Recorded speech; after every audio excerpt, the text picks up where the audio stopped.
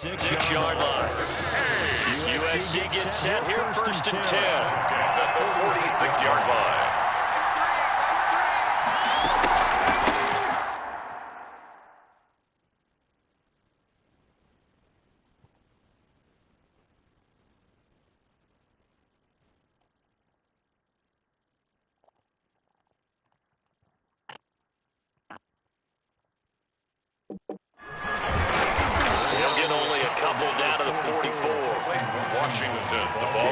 Certainly a nice job there by the defense rallying to the football and getting him on the ground, but I think the play gets made by the defensive front because if they can't get upfield, their job is to go ahead and get low, almost get into a ball sometimes, stack things up, and make it difficult for the runner to find a hole. Charles, the ball carrier.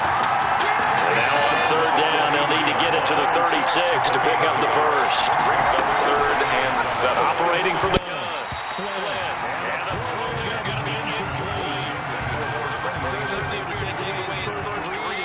Tried to look elsewhere, find an open target. The coverage was too good. That one was incomplete. The punt team knows this one's set away. Take over first and 10 at their own 25-yard line.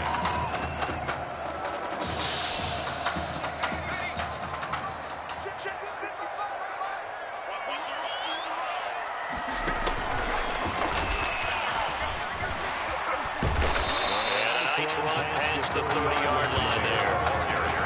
Solid run on first down. Gain of 7 leaves it with a second and 3. Sometimes these plays, they either go for nothing or they go for big yardage. And here, they got to the outside, turned it upfield, and ended up getting a nice little gain out of it. Second and 3. On the move to his left. And he's going to keep it here. It's all the way down inside the 35. It's a gain of 35. Play right here, Charles. Prime example of why Coach O'Brien likes his young quarterback on the field. His ability to scramble. And you talk about the ability to scramble, move his feet, quarterback run plays. In trouble, he's taken down. I know there'll be a little bit of criticism there because they went right back to the air after the huge pickup and end up getting sacked. That's often a play that you make. You feel like you've got momentum on your side. Unfortunately, the O-line failed to hold up to try to keep that momentum going. Oh, the pressure too great, and he goes down once more. It doesn't start that good drive quite like the big long sack does. Now they're looking at third down, and suddenly the momentum shifted to the other side of the football. And Old Morrow is a very, very fickle man. He's going to run. He's got a long way to go. And the stop here will come at the 38-yard line.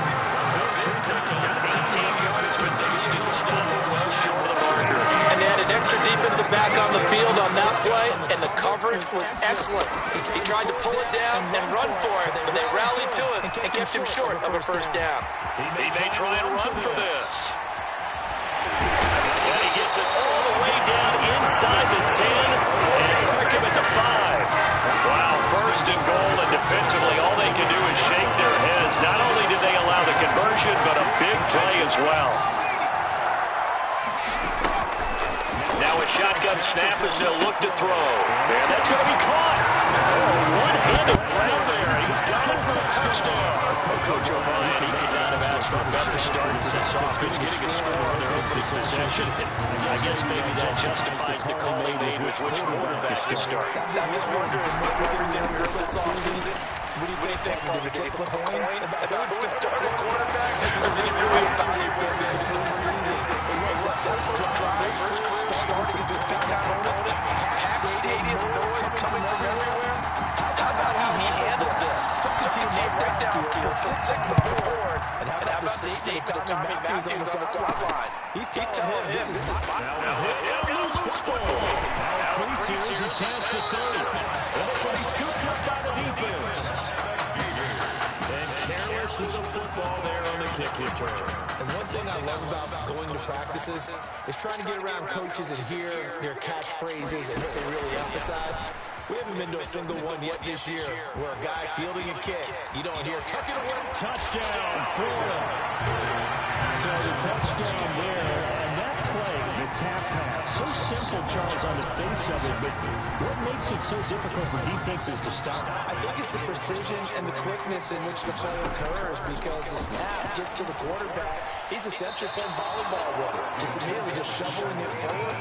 And when that receiver's at a full head of steam, if you don't take the edge away, he's got a chance to get to the corner and get upfield. If you take the edge away, that's your chance to disrupt that play. And no disruption there, that's for sure, as it winds up 6 points. Fields this way up at the 17. And a nice return sets him up pretty good here right at the 30-yard line. At their own 30-yard line.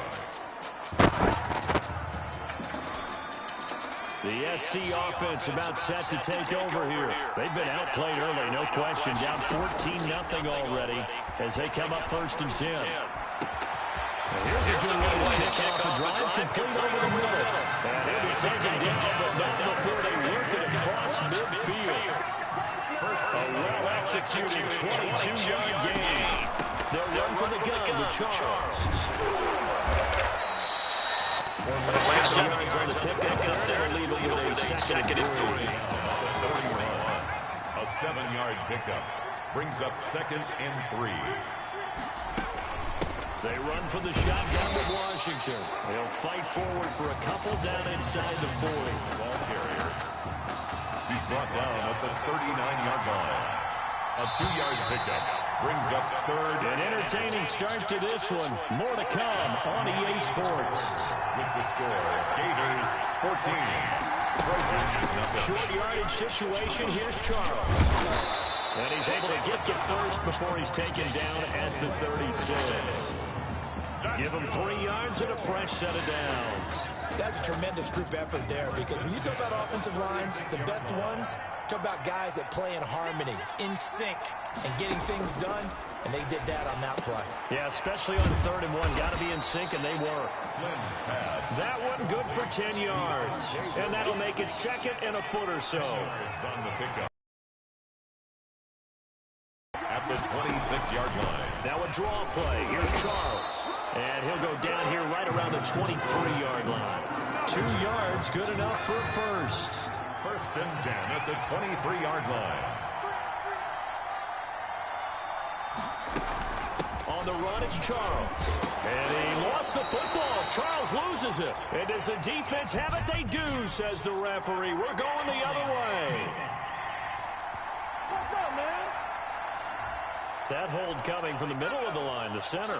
And it's difficult for him, because sometimes you've got people right over you, and as soon as you snap it, trying to get your hands up and block them, you can be a little bit late getting it done.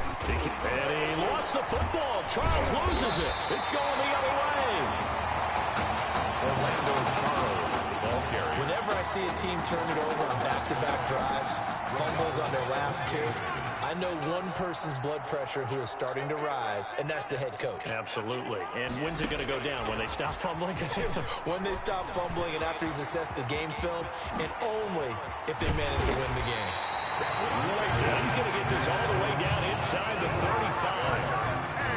That one goes for 30 yards. 1st and 10 at the 33-yard line.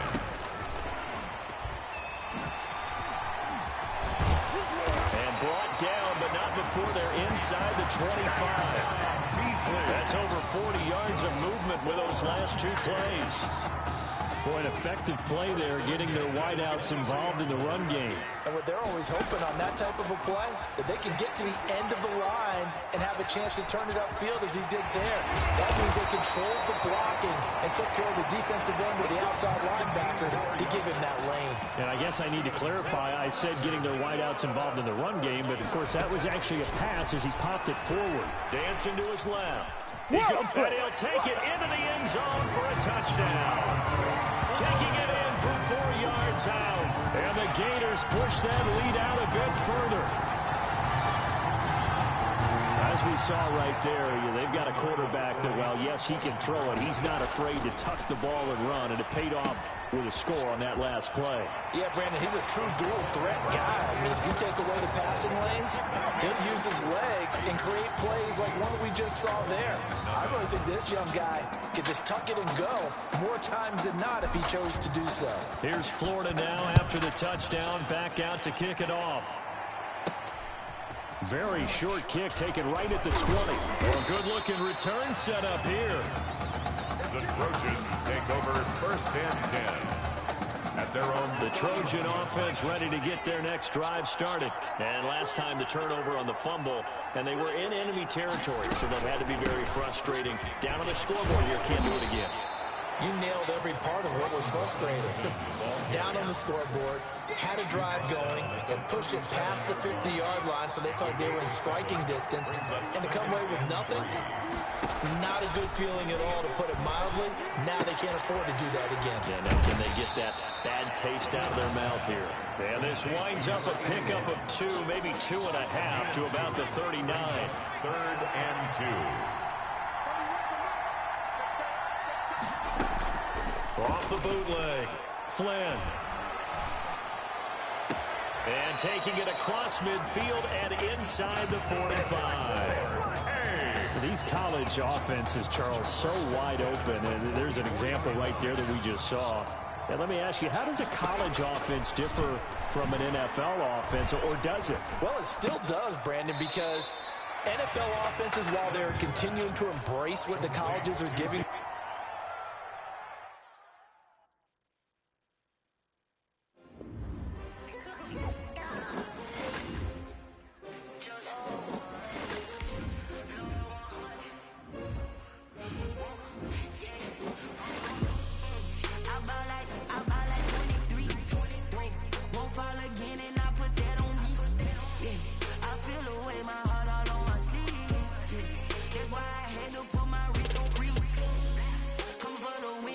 another L.